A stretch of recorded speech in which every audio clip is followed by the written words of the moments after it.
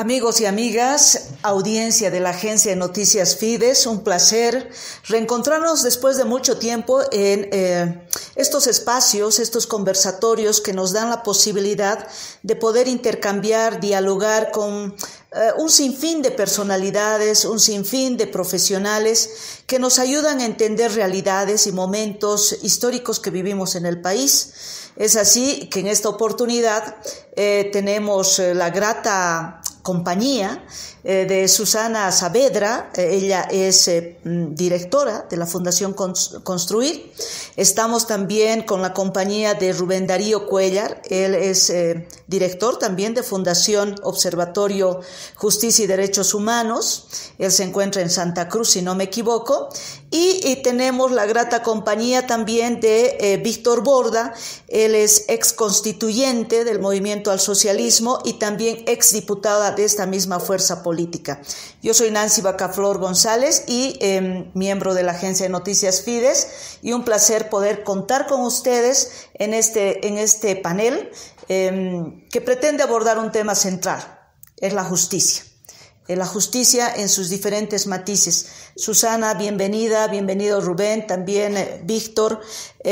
Yo quisiera introducir este diálogo con ustedes, interrúmpanme cuando ustedes así lo consideren, lanzándoles una simple preguntita, ¿no?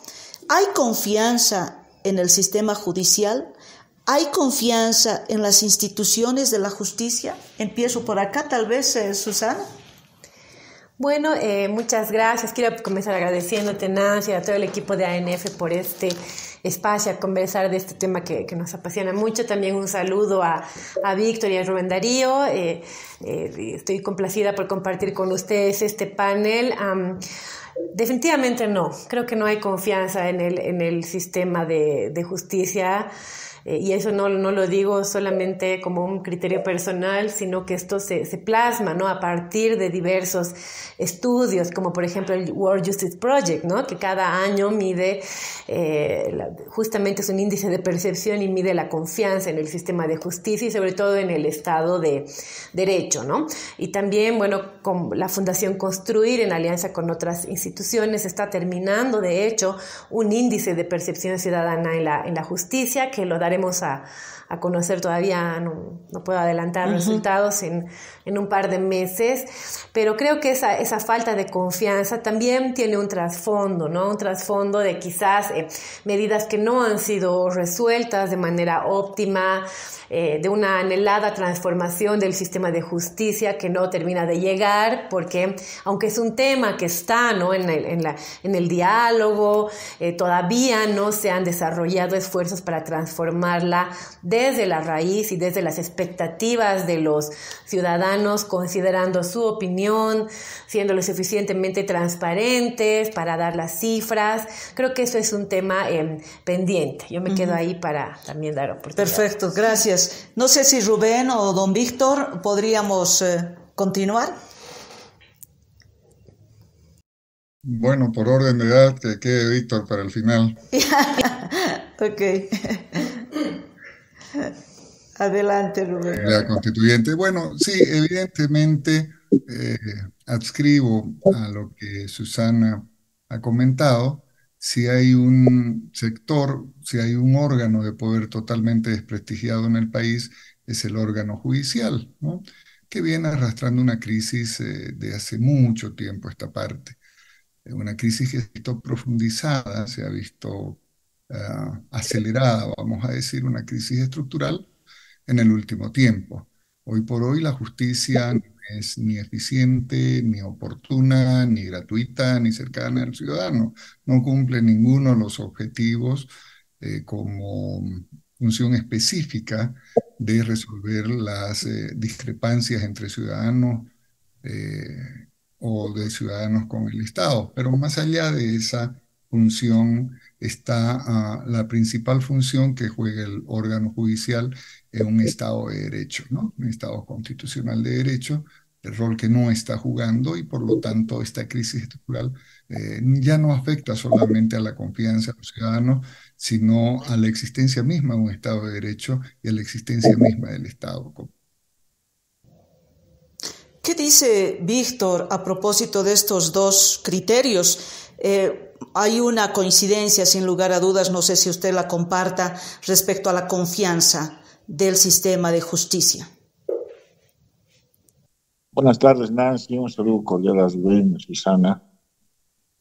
Bueno, la justicia, tal vez entendida en dar a quien lo que le corresponde, a cada cual su derecho, no se aplica en nuestro país. En nuestro país la justicia es ciega, pero su sentido del tacto ha crecido enormemente. Palpa las condiciones, los billetes, el favoritismo. Entonces realmente no hay una justicia, sino hay una injusticia en nuestro país, ¿no? Entonces, y lamentablemente este no es un problema de hoy, ha sido desde la fundación de nuestro país, es un problema recurrente, ¿no? Debido a que lamentablemente está plagada de nepotismo, de ineficiencia, ineficacia nuestra justicia. Realmente una persona tiene que pasar una verdadera odisea, un verdadero calvario para llegar a emitir una sentencia, y en el peor de los casos emergente de unos recursos de apelación, y que si se convence bien al vocal tiene un fallo favorable a él. Entonces realmente se vive una injusticia total en nuestro país, ¿no? Entonces creo que evidentemente todos consideramos que no hay credibilidad de la justicia boliviana en nuestro país, menos del boliviano. Si no hay credibilidad, no hay justicia, y son criterios tan que de pronto ustedes expresan algo así como el sentir también de los ciudadanos y de las ciudadanas, que sienten que no hay justicia, no hay confianza y no hay credibilidad en este órgano tan importante. Pero, ¿qué es lo que pasa entonces? ¿Dónde es la ruta en la que está fallando? ¿O es todo, como decía Rubén, es estructural? ¿O hay partes en las que la situación es más crítica, ¿no? Y si estamos conscientes de una situación tan calamitosa, ¿por qué no hay vías de solución al problema?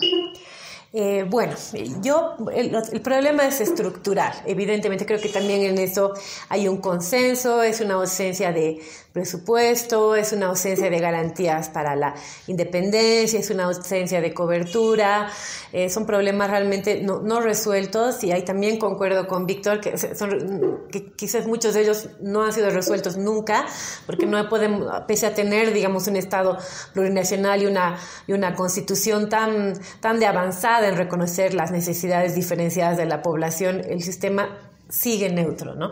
Sigue neutro a las necesidades de las mujeres, de los pueblos indígenas, a las personas con discapacidad. O sea, realmente no hemos logrado quebrar ese esquema de la justicia formalista. Pero me quiero referir a un punto seguramente para que mis compañeros se refieran a lo demás, que creo que es importante y que hace a la confianza del sistema, ¿no?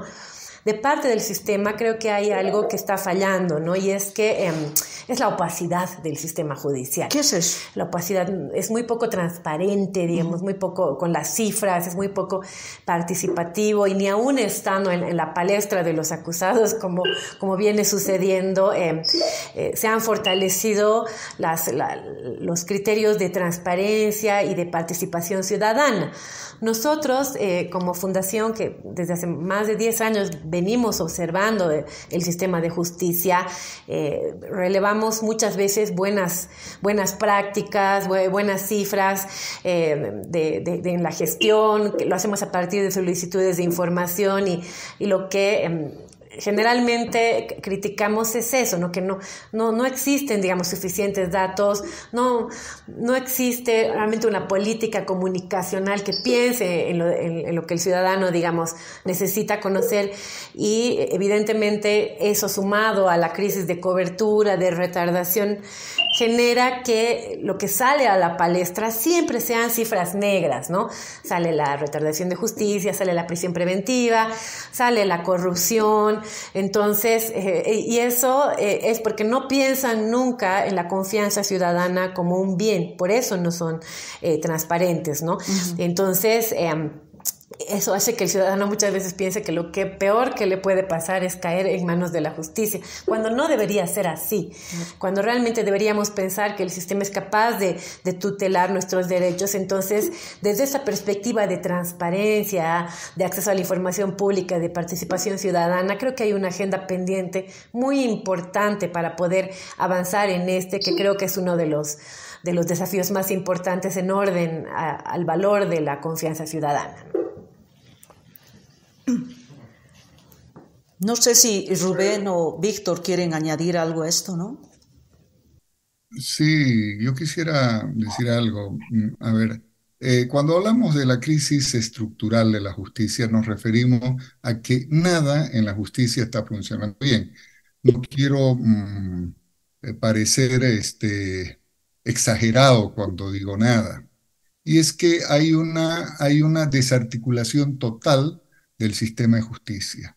El año 2009, la mayoría del MAS, o el año 2006, en la Asamblea Constituyente propuso una reforma judicial, ¿no?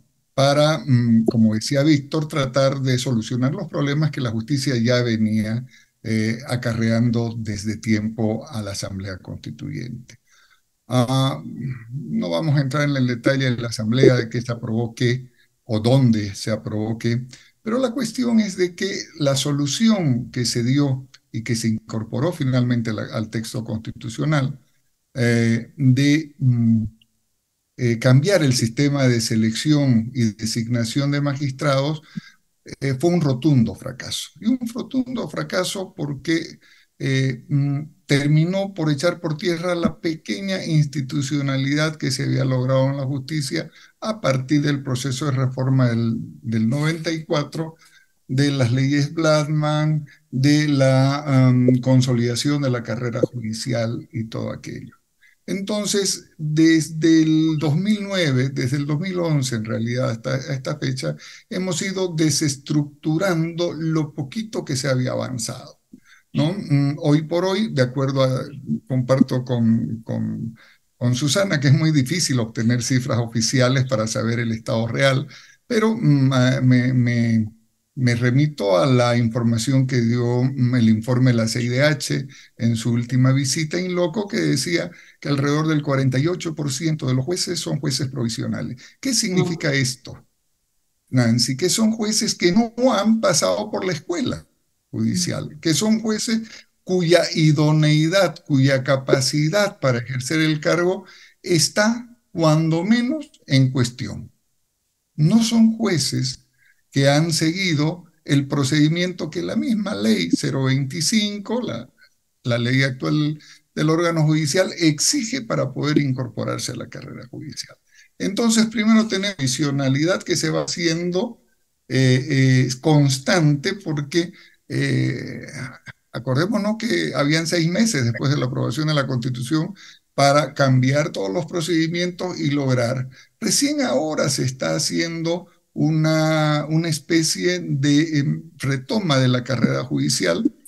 Habría que remitirse a los informes del relator especial para la independencia de jueces y abogados, a los informes de la CIDH para ver que esa carrera no está ni siquiera cercana a los estándares que se exigen para poder contribuir con jueces idóneos, imparciales, objetivos, capaces, que impartan justicia. Entonces, eso es un tema realmente, realmente grave que ha terminado por convertir a la justicia en un instrumento de ejercicio de gobierno.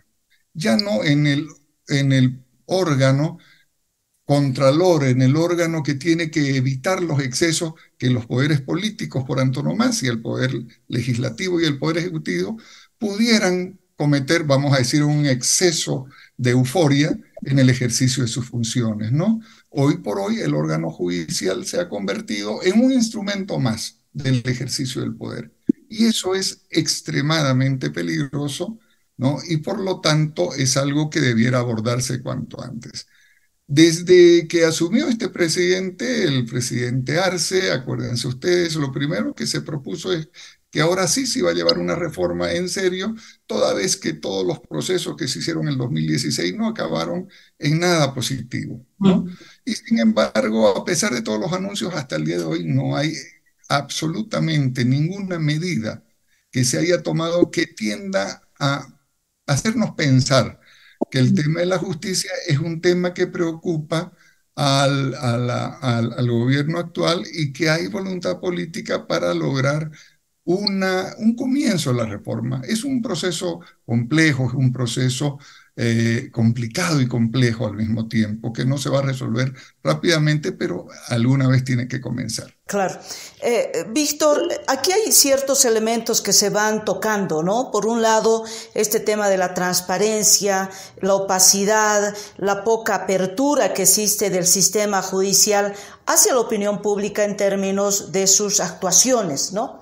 Por un lado, esto de tener cifras siempre que no son totalmente abiertas a la ciudadanía, ¿no es cierto? Que nunca sabemos dónde vamos a recurrir para datos oficiales, ¿no?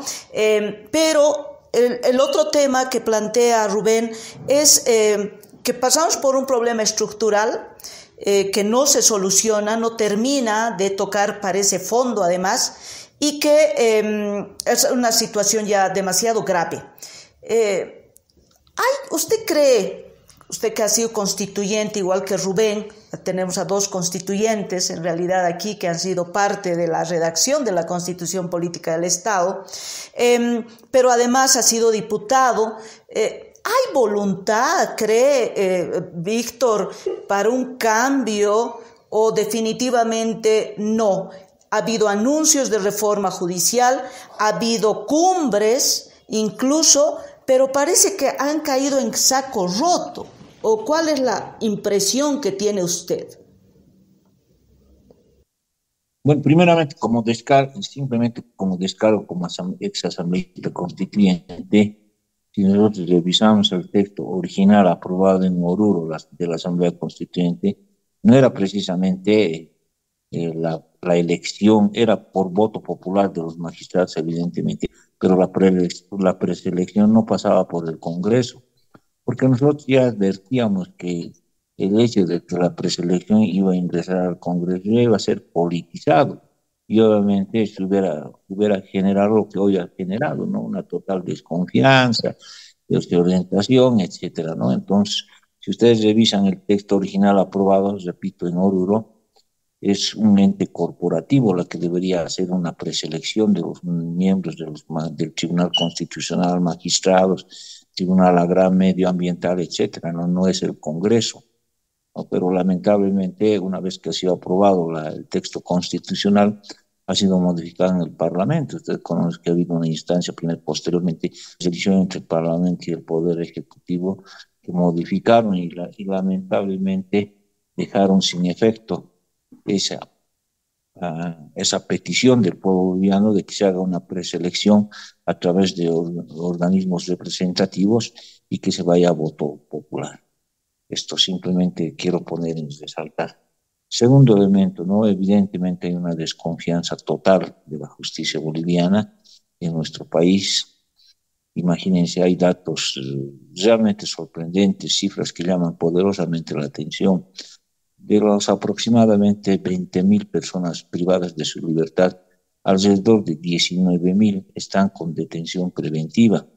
Es una cifra realmente sorpresiva, ¿no?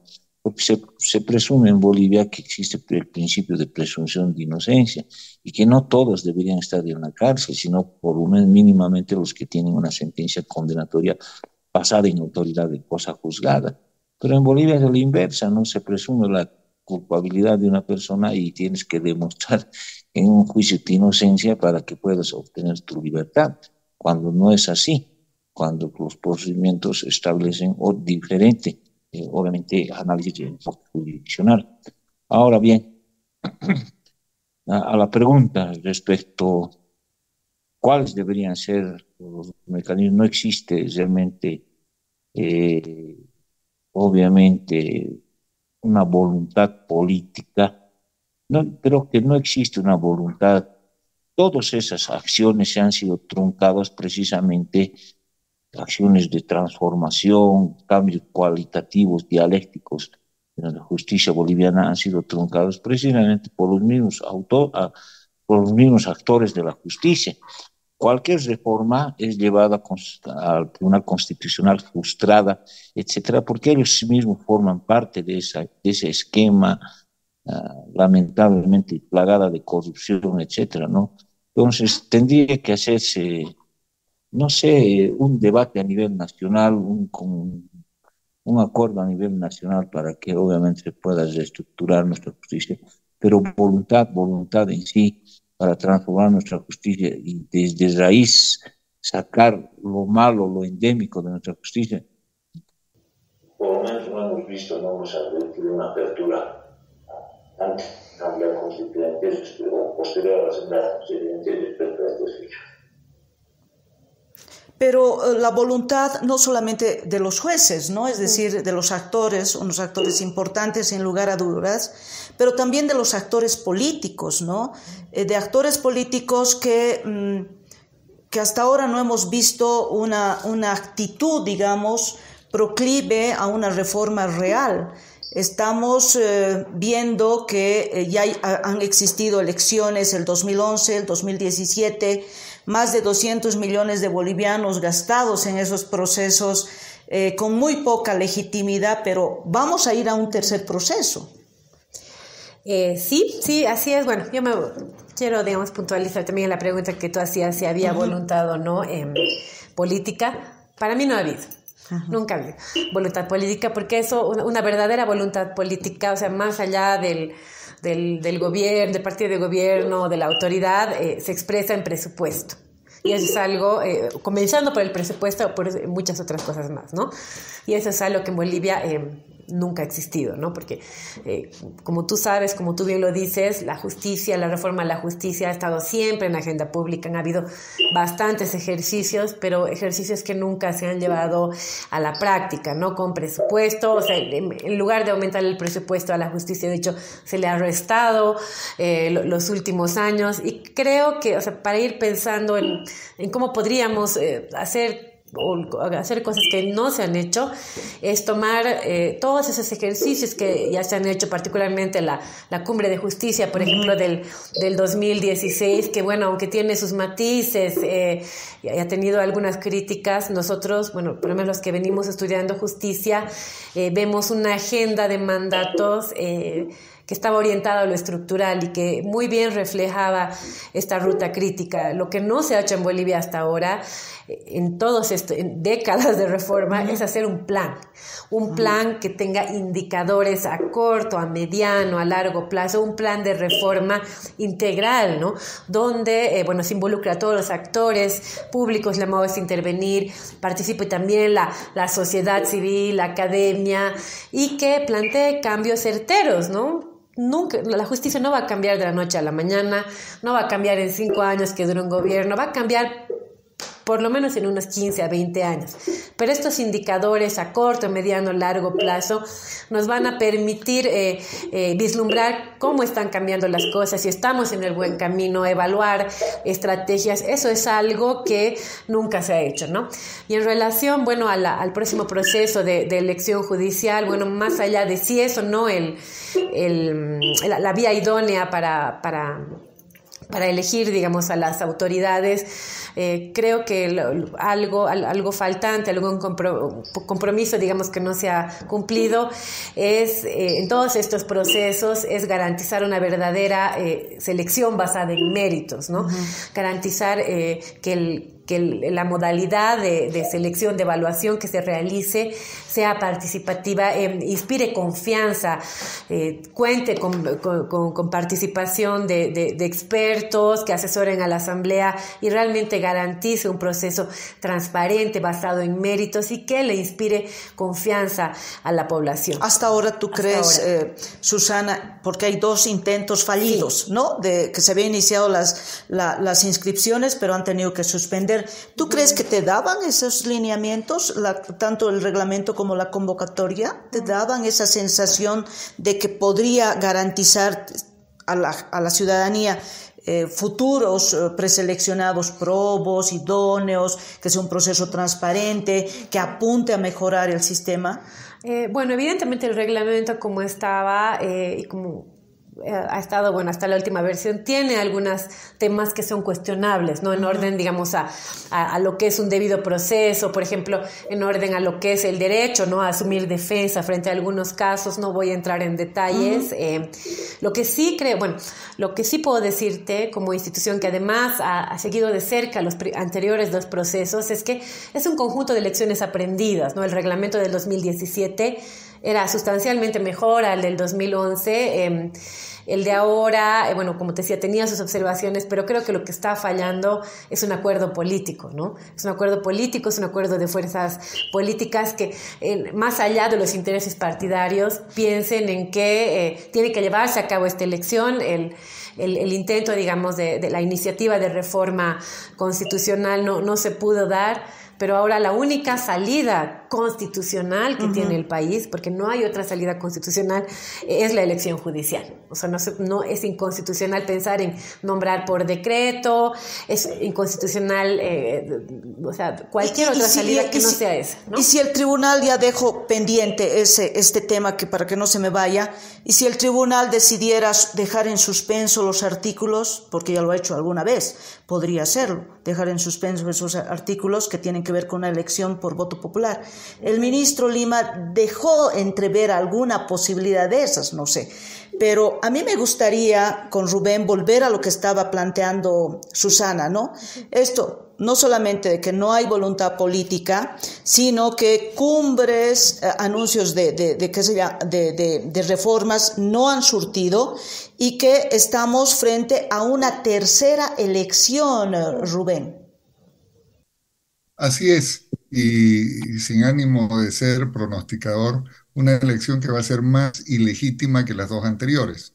Si en la elección del 2011 cerca del 60% de la población votó nulo y en blanco, y en la elección del 2017 ese porcentaje creció cerca del 64-65%, ahora va a ser arriba del 80%. El problema está en el diseño.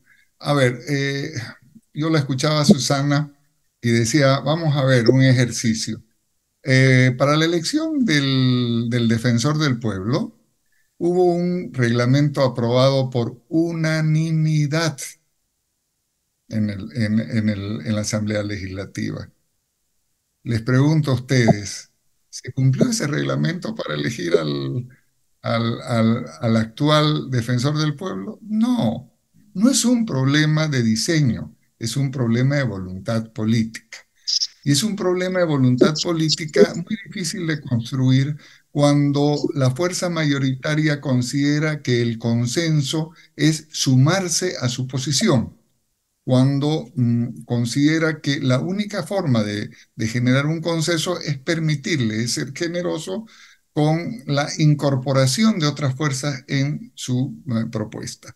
Por lo tanto, es muy difícil pensar que esto se pueda solucionar simplemente con una mejor redacción de un reglamento. Yo creo que ambos reglamentos anteriores eran malos. Eran malos porque permitían ciertas conductas que eran éticamente no se condecían con un proceso transparente. No permitir que funcionarios públicos apenas renuncien y se hagan candidatos, exigir una calificación de méritos tan laxa, vamos a decir algo, no hubo una ponderación específica de una mejor valoración de los méritos y los deméritos que se podía encontrar en candidatura. Entonces, pero no por eso las elecciones fracasaron. Fracasaron por la falta de voluntad política para lograr a partir de eso una transformación en el manejo de la justicia. Y es como te decía Nancy, es que la justicia se ha convertido en el principal instrumento de gobierno del órgano ejecutivo. Así de sencillo. Es la principal herramienta a través de la cual el gobierno actúa. Por ejemplo, el Tribunal Constitucional, cuando el ministro de Justicia muestra su desagrado con una sentencia constitucional que en una buena interpretación del tribunal determina que los juicios en rebeldía son inconstitucionales y contraconvencionales, sencillamente pues desaparece la sentencia. Sentencia que ya estaba firmada, que ya estaba subida. ¿Cómo es posible que una cuestión así suceda en un órgano independiente? O cuando, a pesar de todas las acciones y de todas las promesas, siguen determinándose el comportamiento de jueces, magistrados o fiscales desde el órgano ejecutivo y no desde el órgano judicial, como debe ser. Entonces, ¿qué va a suceder? Vos decías, probablemente el Tribunal Constitucional cometió tantas salvajadas, el Tribunal Constitucional, que no me extrañaría que haga una más, ¿no? Y uno analiza la posición del ministro Lima, inclusive habló de una acción de inconstitucionalidad respecto a la forma de elección, por ahí me pareció haber escuchado, pero bueno, podemos esperar cualquier cosa para evitar el bochorno que va a significar el rechazo mayoritario de la población a un tercer intento de seleccionar a los magistrados de las altas cortes por el proceso de la elección general. Uh-huh. Víctor, esta frase que dice Rubén se ha convertido en el principal instrumento de gobierno y lo vamos escuchando de manera permanente, de que se ha vuelto unos mecanismos de persecución, por ejemplo, a la fiscalía, a los jueces, que dependiendo quién es, pueden aplicar una medida o levantar una medida, suspender una detención preventiva o imponerla. Es decir, estamos en una situación, ¿usted ve que se está orientando así la justicia? Bueno, la justicia nunca ha sido independiente, siempre ha dependido lamentablemente del poder político, del órgano ejecutivo. No hoy día, sino desde famosos juicios históricos. Yo, contra Oblitas, por ejemplo, el caso Cervecería, que falló, ha instaurado un juicio político, el Senado lo destituyen, lo condenan, etcétera, ¿no? Y se tiene antecedentes ya en nuestra justicia boliviana, ¿no? Siempre ha sido dependiente. Lamentablemente, hoy día también vemos nomás que existe nomás intromisión del órgano ejecutivo en algunas decisiones del poder judicial, del órgano judicial, que no deberían establecerse, porque obviamente ellos deberían responder única y exclusivamente a la Constitución y a la ley.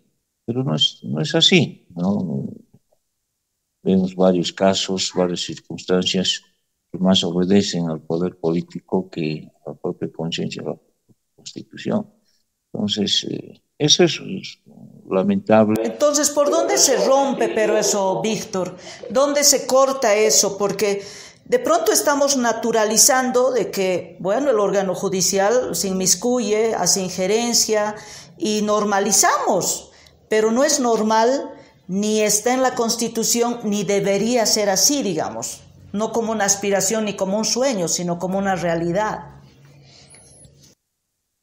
No es normal, no debería pasar en nuestro país, debería haber una independencia absoluta y deberíamos garantizar los principios constitucionales que establecen precisamente esa independencia, que no se han aplicado lamentablemente en nuestro país, ¿no? Pero por eso una reforma estructural pasa no solamente por una voluntad política, sino de desterrar a todos los operadores, ¿no?, del órgano judicial. Desde empezar, desde el portero hasta los vocales, jueces. Imagínense, cuando yo he estado de diputado, hicimos algunas investigaciones vocales con 5, 6, 7 procesos penales.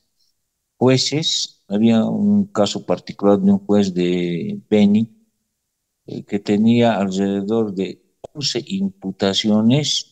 Incluso tenía detención domiciliaria con derecho al trabajo. O sea, este señor sin ética, sin moral, metía a la cárcel cuando él tenía 11 imputaciones. y con detención domiciliaria. Entonces, esta gente no va a permitir, si sigue ahí, si sigue en esta situación, si sigue de magistrado, si sigue de juez, de vocal, no va a permitir una transformación de nuestra justicia.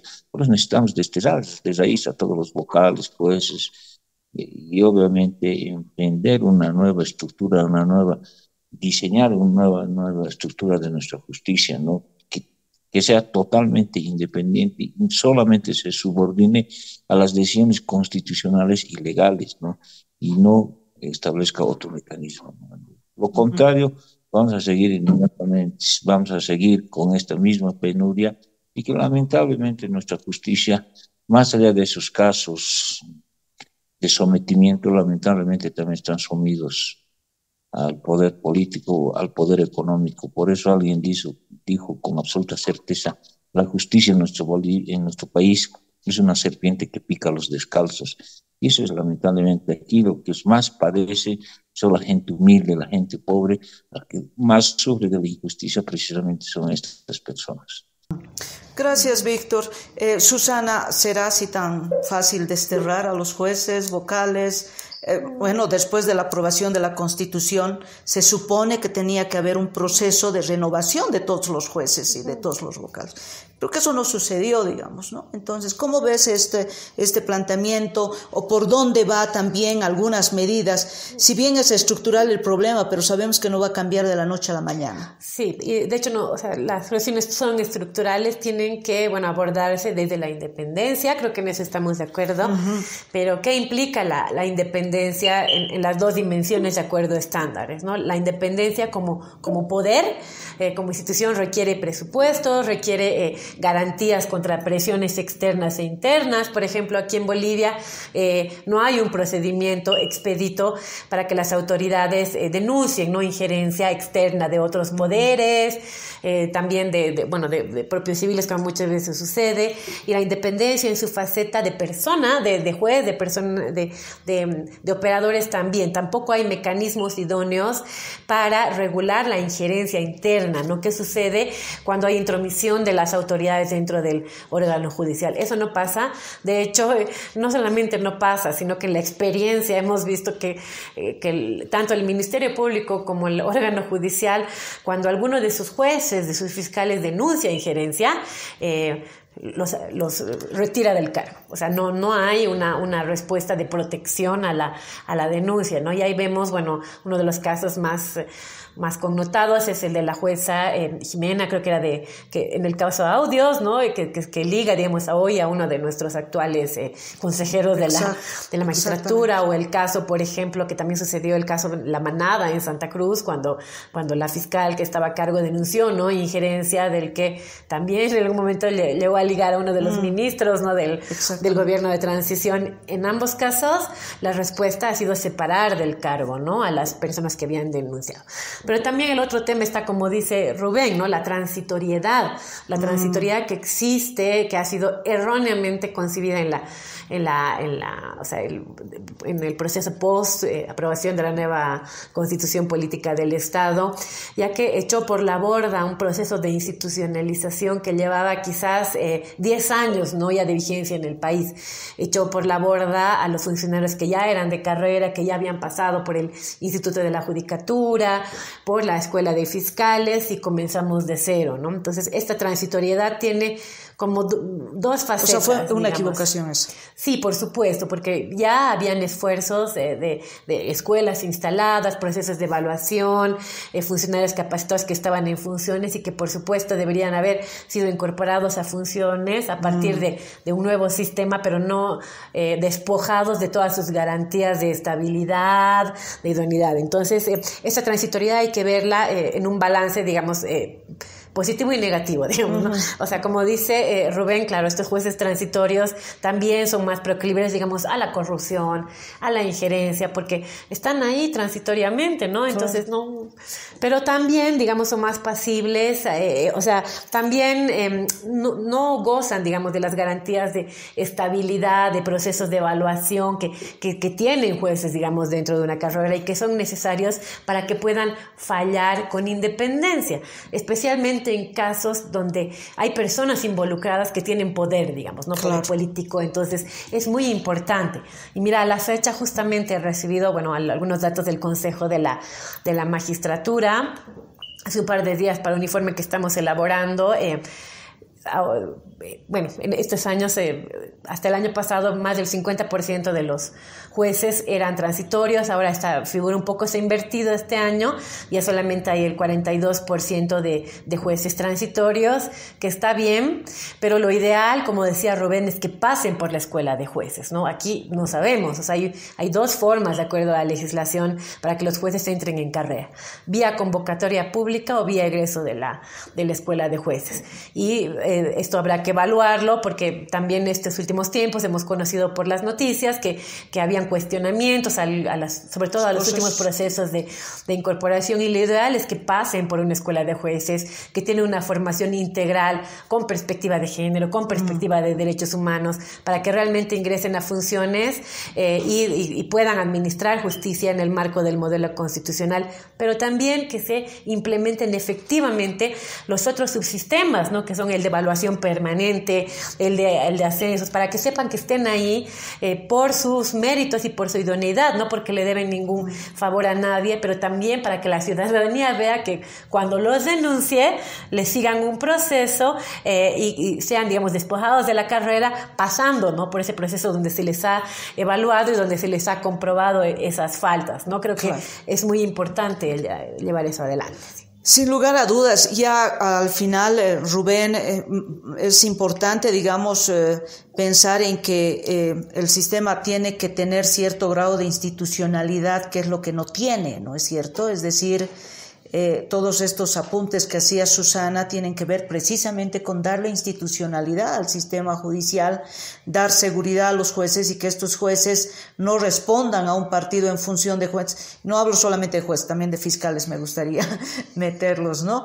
No actúen en función de un interés político, un interés gubernamental o de caerle bien al partido de gobierno, sino pensar en una ciudadanía que está exigiendo justicia. Así es, mira, por eso justamente, Nancy, un grupo de abogados nos propusimos hace ya 1 año y medio a llevar adelante una experiencia de lograr estos cambios en la justicia. ¿Y a través de qué? A través de despertar en el ciudadano la confianza de que es el ciudadano el que tiene que encargarse de la justicia, porque los acuerdos políticos nunca nos van a llevar a una justicia con transparencia, con eficiencia, con enfoque de género, con todas aquellas cosas con las que soñamos quienes estamos estudiando el tema de la justicia para más adelante. Y por eso nos abocamos a los 3 principales problemas estructurales para empezar a transformar la justicia: la forma de seleccionar a los jueces, los criterios de selección de los jueces, qué habría que medir, cómo habría que hacer, y justamente evitar la mayor influencia del manoseo político en la selección. Es decir, la Asamblea Legislativa tenía que elegir de las ternas que elige la comisión, sí, pero la comisión iba a enviar ternas de personas totalmente capacitadas para ejercer los cargos que van a ejercer, porque la comprobación de esa capacidad y de esos méritos se hacía de manera objetiva y con métodos que a lo largo y ancho de este mundo están muy comprobados y que tienen una larga tradición en su ejercicio. Segundo, independencia. La independencia económica del órgano judicial es algo fundamental, ¿no? Nosotros hemos andado 3 años con la cháchara de que no puede ser que el presupuesto judicial de todo el órgano judicial no alcance al 0,5% del presupuesto general del Estado, ¿no? Eso redunda en una pésima calidad, porque no es solamente para pagarle el sueldo a los 1.100 y tantos jueces que hay, es para pagar la luz, el agua, los edificios, todo. Y es un presupuesto miserable, no se lo puede calificar de otra forma. Pero otro de los grandes problemas que queríamos atacar, que era el tercer pilar, era suplir la ausencia del Estado en gran parte del territorio nacional. Para eso proponíamos revalorizar la justicia indígena originaria campesina, que está constitucionalizada, que tiene todo, pero lamentablemente por una serie de disposiciones inconstitucionales ha quedado ahí de florero, de adorno, porque no tiene ninguna capacidad de actuación con la ley de deslinde jurisdiccional y algunas otras cosas. Y por último proponíamos la instauración de los jueces de paz. ¿Para qué?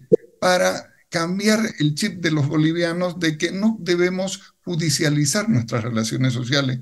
Bolivia es un país que tiene un alto índice de judicialización de sus relaciones. No me llevo bien con mi vecino, lo demando. Voy al banco y pido un crédito y me atrasa, me demanda el banco.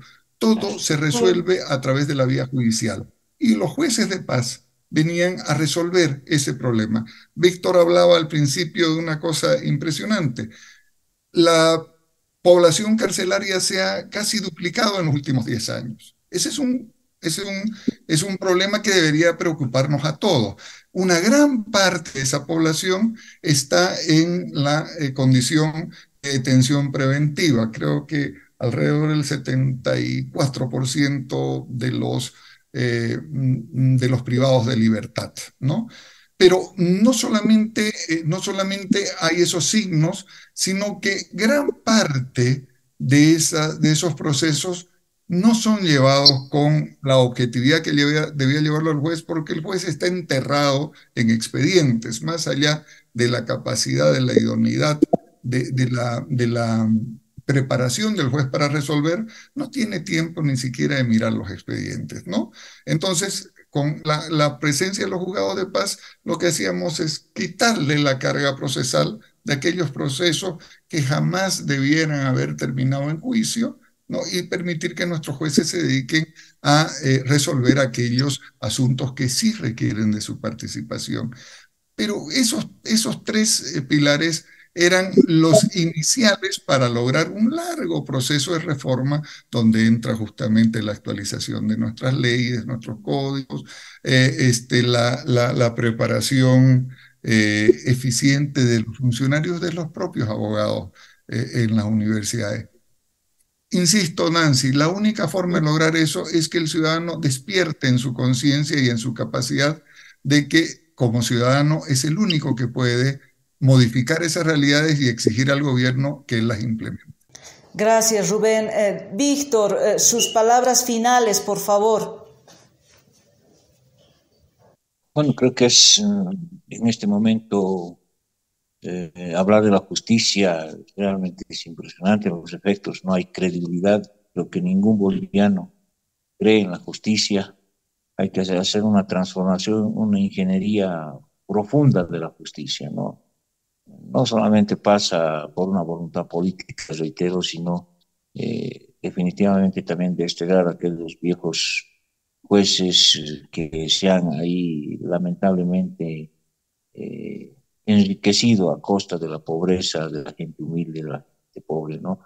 Entonces, creo que es un compromiso de todo el pueblo boliviano que por lo menos se pueda transformar nuestra justicia. Ahora, lamentablemente, la única vía en este momento, la única solución para este problema de la justicia es obviamente recurrir nuevamente a lo que establece la Constitución Política del Estado. No lo encuentro ninguna más salida más constitucional. La elección de los magistrados, etcétera, tiene que ser por voto. Y espero que obviamente ahora el Congreso haga una preselección fundamentalmente buscando la idoneidad, la ética y la moral de todos aquellos que van a ser preseleccionados para estos altos cargos de administración de justicia. Muchísimas gracias, Nancy, y muchísimas gracias, Rubén y a Susana. Muchísimas gracias. Hemos estado en este conversatorio sobre justicia. No nos vamos a cansar de hablar del tema y convocarlos cada vez que necesitemos hacerlo porque nos parece un pilar fundamental de la democracia. Hemos conversado con Susana Saavedra. Muchas gracias, Susana, por acompañarnos. Gracias, Rubén Darío Cuéllar. Un saludo hasta Santa Cruz. Y también don Víctor Borda hasta Potosí. Un saludo grande para usted también. De ustedes, amigos y amigas de la Agencia Noticias Fides, nos despedimos hasta una próxima.